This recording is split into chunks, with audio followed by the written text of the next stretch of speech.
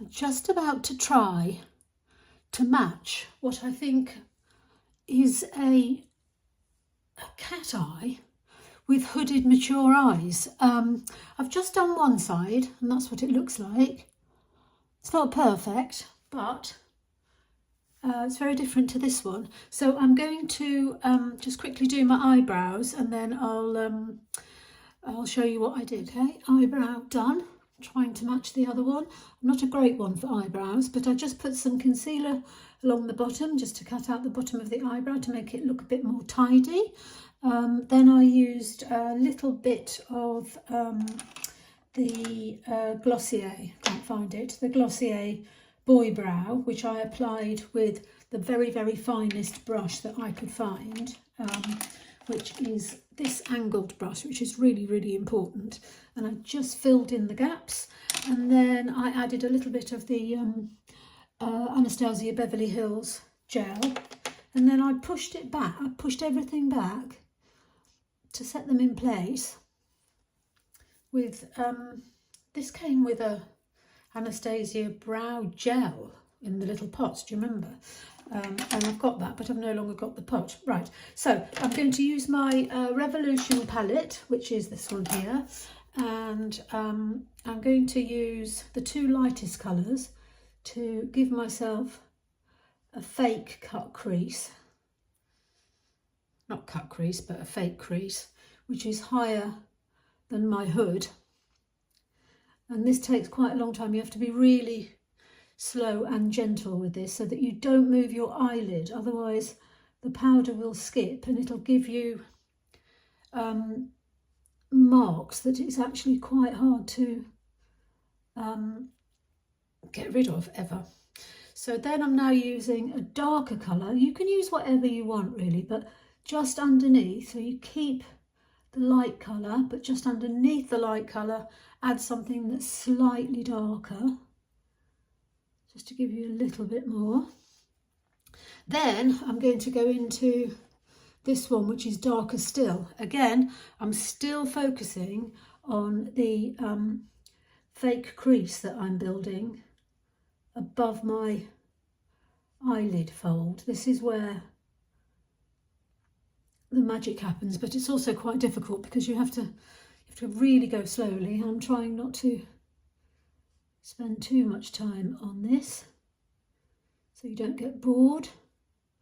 But the stages are: do your eyebrows, get your eyebrow shape, and then make yourself a crease which is above your crease, you see, and very softly build up the colour. Start with the lightest of the lightest, then something slightly darker, and then some slightly darker still, because these are the key actually.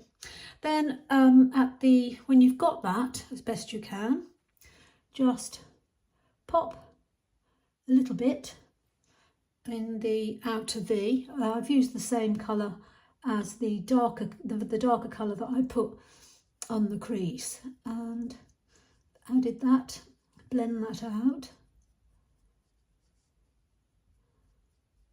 and then I might actually blend this a little bit more by adding the very, very lightest colour just on the edges, so you have no sharp lines. I know you're all dying for me to get to the point where I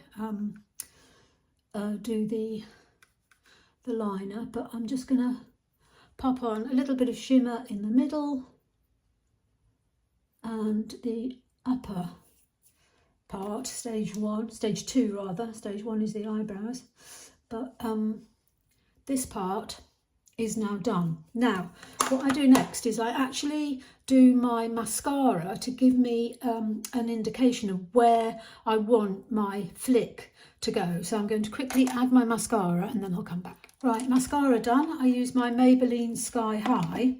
Then still with my palette, this is a 3-stage line actually, so pay attention. So I got my angled brush out, and I used the darkest colour in this palette, which is this one down here, and I'm going to draw myself a guideline, literally a guideline. Now my eyebrows, this is the hardest eye because you obviously You want it to match the other one. So my eyelashes flick up about here. So you face the mirror, and I can't do it facing you, but I'll face the mirror, you can actually see. And you see there's folds everywhere. You just ignore them. So you pack on your brush and then tap lightly, following that last lash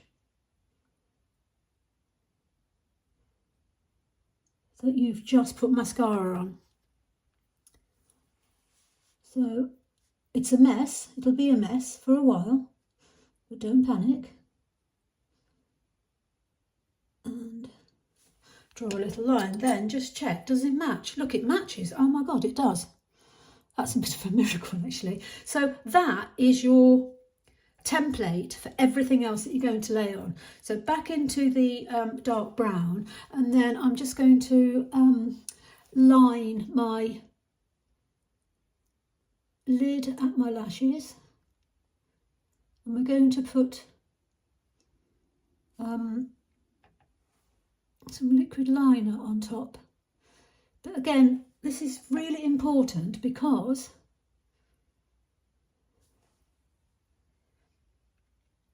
it's your template.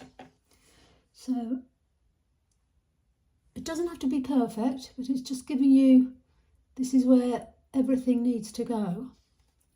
Then, I mean, you could just stop here and just have a nice flick.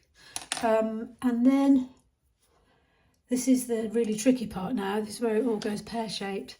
Then get your liquid liner. Mine's the Il Maquillage, because I actually started to use the Kat Von D tattoo liner, but it ran out. It's not its fault, it's my fault because I've had it so long. Then working from out to in, you just, I'm going to have to do this, you just put the point on the point that you've just drawn, and with gentle strokes you just start filling in. See, I'm really coming up against the fold in my eye, and when I do that it shows that there's a big gap, so I then just fill that in slightly. I mean, actually this isn't doing very well, is it? Let's try again. There we go.